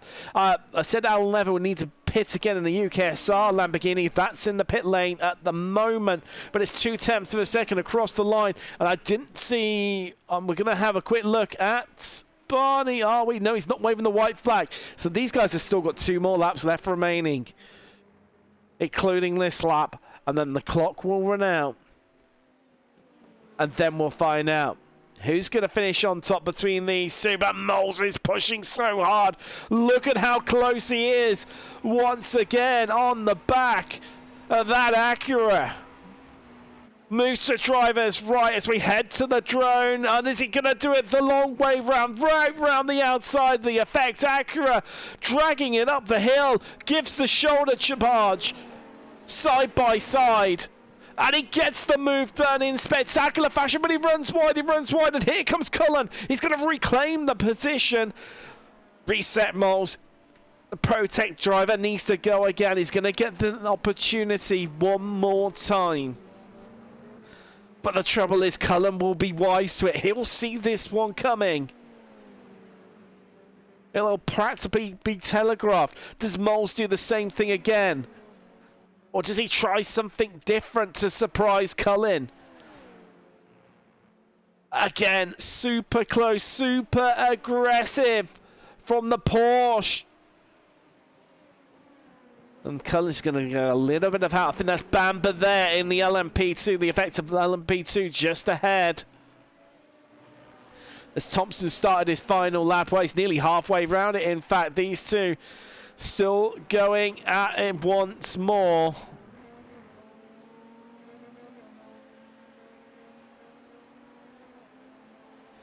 Going to get the slipstream up the hill. Pulling out as we look down from the drone. Oh, there's a netco contact and that's Moles gone. Moles is gone. He's out, and that's the end of that battle. I thought I saw Bamber disappear, and yes, he does. Oh, that is brutal. It is savage, and Moles is wrecked. Wow, that brings an end to that one. Having said that, late on, Foreman is caught up to the back of Williams on this lap. Do you gamble, Jason Foreman? Do you go for second in LMP2? You've already got the class win. You don't need to try anything dramatic. The checker flag is out. Thompson's going to take victory here from Road America. Congratulations to him. Right, let's head back. What is Foreman going to do? Heading out the carousel for the final time.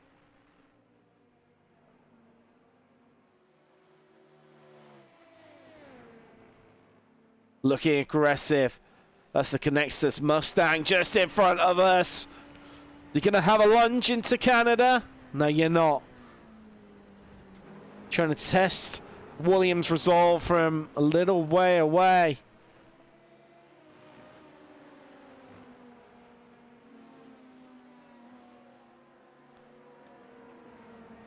And well, Emil Koopman's already won this one. He's not too far ahead. He wins LMP2 Pro. But the story's been all about LMP2 Pro-Am once again, and it's Jason Foreman who wins that one. Waiting to come across the line. Jacko Taylor, 2.6 seconds ahead. It's going to be a 1-2 for Tiki Simsport once more, as their dominance carries on of GT3.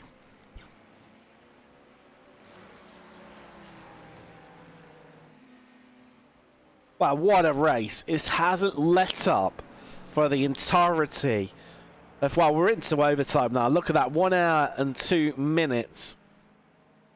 And there you go, there's Jacko Taylor, your winner. In GT3 across the line, he comes. Congratulations to him. I've got to wait a little bit longer. Was he on his in-lap? Has he already crossed the line? I think he might have already done it. Well, he's out for a Sunday drive if he is. There's your other winner, James Connolly for UKSR in the Ferrari. A double win in GT3 for Ferrari. That was the Tiki Simsport Copa 115 with Jacko Taylor being a Ferrari as well. That's the UKSR 46 of James Connolly. Wow. What can we say, folks? What can we say? Other than I think it's time. Take on board some results. There we go. Patrick Thompson, your winner. The strategy just not working out for effect today. Wins by a comfortable 15 seconds. Campbell in second. Thomas Cope. Wow, Olympus back with fighting spirit. Rounds out the podium. Dan Sedgley in fourth. Joe Newman finishes in fifth for ProTech. I think that's his season best so far in the Acura. We have David van der Waals. Great to see him back in the championship and back to sixth, as that's 3 Olympus cars in the top 6. Cullen in the end able to hold on to seventh, largely due to the blinking of Bamber that caused Moles to fall by the wayside, that big incident. Anthony in 8th, Eddowes and Moles going to round out your top 10. Emil Koopman's your winner yet again here in LMP2, with John Williams coming home in second. And then third overall in LMP2, it was Jason Foreman, the Pro-Am driver, breaking that Nathan Willoughby dominance, who the 88 was only good enough for second place in class. James Acklam came home in third. Do have to wonder if he hadn't been involved in so many incidents where that would have ended up. Simon Bamber as well, third in class, but look at that, 6th in LMP2, despite being a pro driver. Connor Craven finishes 7th in LMP2, and the 4th in class with Barker and Collicott. Moving down through the order. And then Jacko Taylor, the winner in GT3, is going to round out your top 20. They also made it a 1-2 for Tiki Simsport. Martin Tilling bringing that Corvette home. Nathan O'Lall making it 3 different manufacturers on the podium in GT3 in the 38 Mercedes privateer car. Ryan Davis making it 3 Tiki Simsport cars in the top 4. A great effort, and 4 different manufacturers in that top 4 as well. James Conley, your winner in GT3 Pro-Am. Congratulations to him. He finished ahead of DDK's Kevin Daniels. Darren Sharples picks up second in GT3. Carl McGurk, great battles we saw from him today. With Sean Cranley Swash, well, not second tonight, but third in class in 28th overall. He was able to fend off Rob Windsor and John Davis's late attack that rounded out the top 30 in the standings, while Nathan Anstis and Pinder and Bearings were your last drivers to finish in the race, taking up to 33rd. Al Lever, the first retirement, we lost him back on lap 23. Labette and Sherwood, both on lap 7. Lap 6 was expensive. Robson, Marone and Pollock all retiring. Hugendorn on lap 1 and well in the opening stages. Josh Wilson to make up your 41 car field. Right. Okay, time for a little bit of jiggery pokery, shall we say? And we're going to we've got sat waiting. One or two drivers sat there waiting. We're going to just let me work a bit of magic right now. You know, because try and get yourself prepared like you do. Right. We've got this. We've got this. Squeak of the chair. And we're going to let's move that there.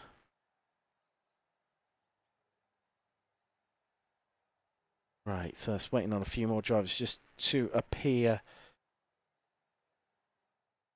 There we go. Oh, we've forgotten it again, haven't we? It gets so engrossing that it just, it goes dark in here. That time of year and all that. Completely and utterly forgot about that one. But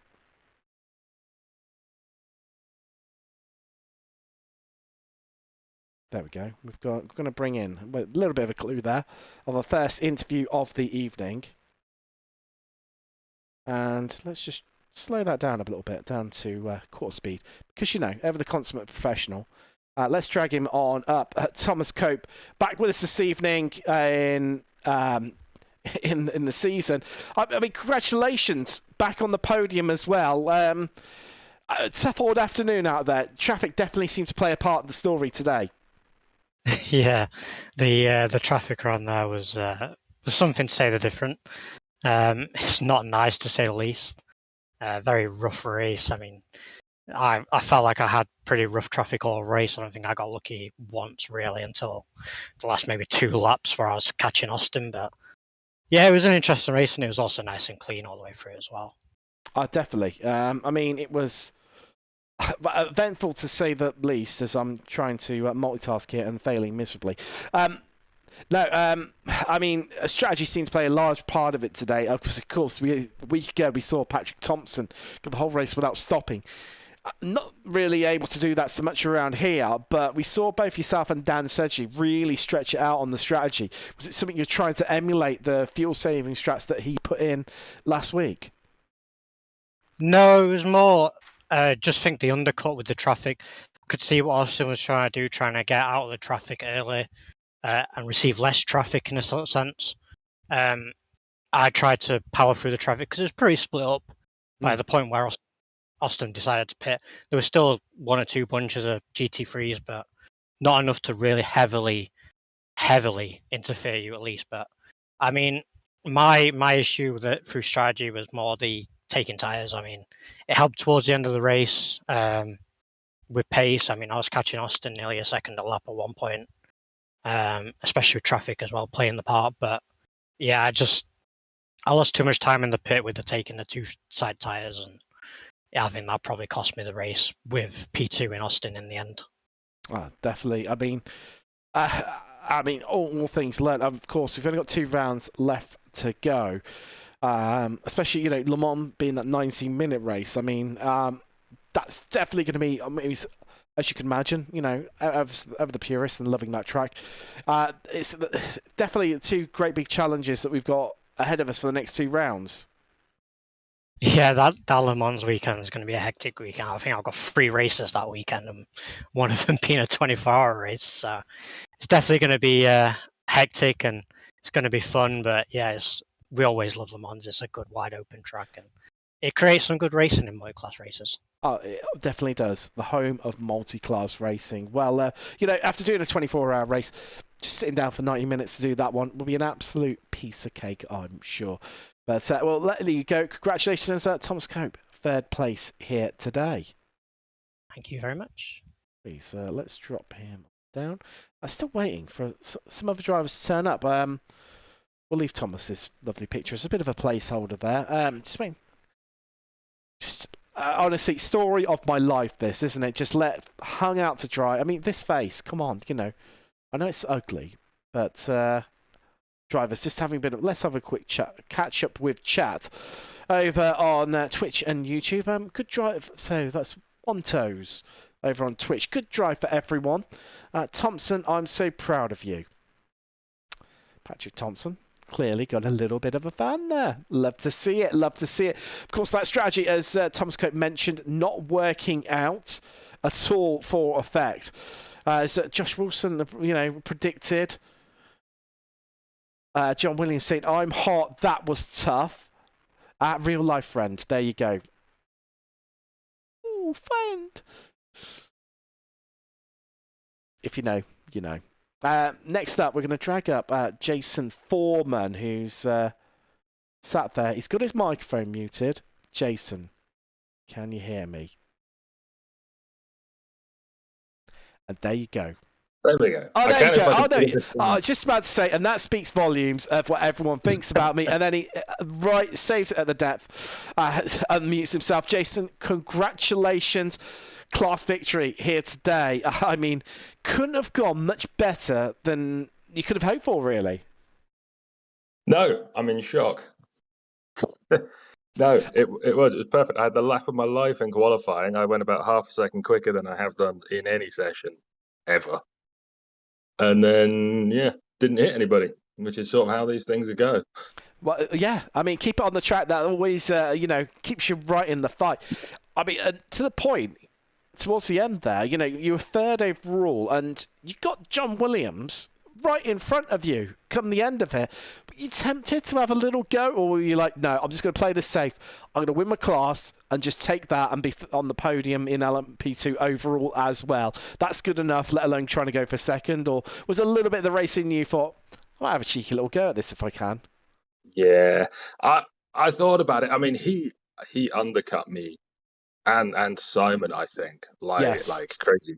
He must have been fuel saving, like he was paying for the stuff. I mean, I could have had a go at the end, maybe, but I'm quite happy with taking my class win and keeping out of trouble.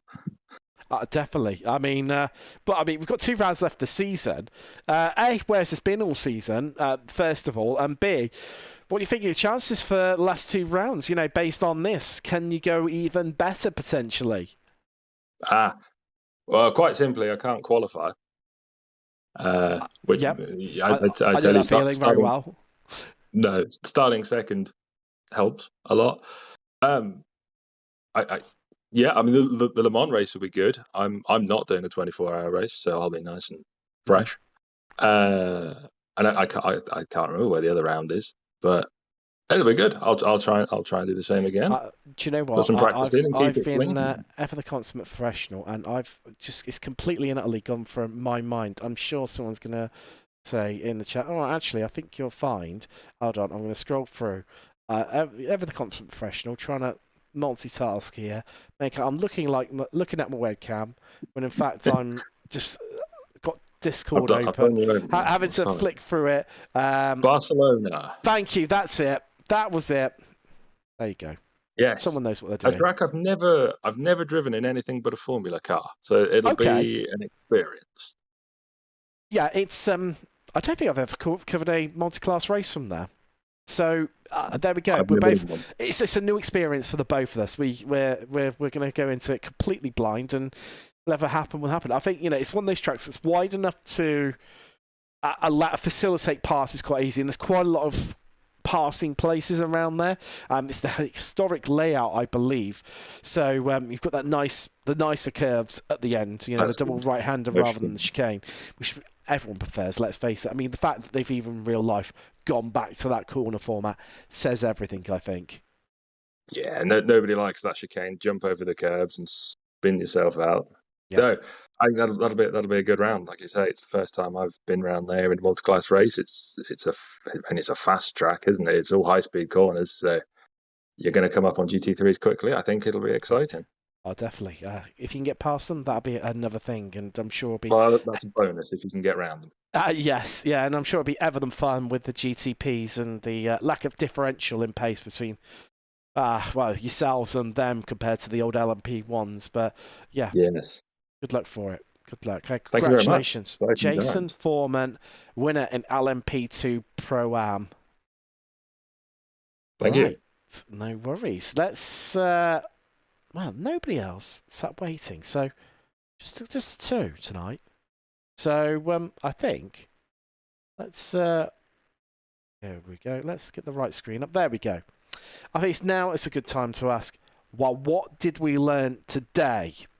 Well, it turns out Road America induces quite a lot of accidents early on, and when they do happen, they are big ones. Heavy casualty lists this evening. Also, the undercuts and trying to not go through his traffic as many times really doesn't work out, or certainly wasn't much of a power play as the effect guys were envisaging what's going to happen this evening. And, well, what can we say? We've got 2 rounds left of the season. Tiki Sim Sport, again, GT3 dominance from them. No two ways about it. What can we say? And Emil Koopmans just keeps winning for effect. Patrick Thompson, likewise, for Apex Racing Academy, just got better and better as the season has gone on in that Acura. And of course, James Conley as well for UKSR. Double win for Ferrari and GT3 as well. Of course, Pro-Am. So, gonna like that one. Sure. Thank you very much for joining me. I've been Tim Cox. Pleasure as always. Thanks for joining me in chat. Love to hear from you as always, and all your messages of love and abuse and whatnot and correcting me. But yeah, I'll see you in a week's time. Back to Europe, Barcelona, in the sun, or will it be rain? Find out then. Tune in a week's time. Don't forget to like, share, subscribe, all that jazz. Thank you very much. See you then. Goodbye.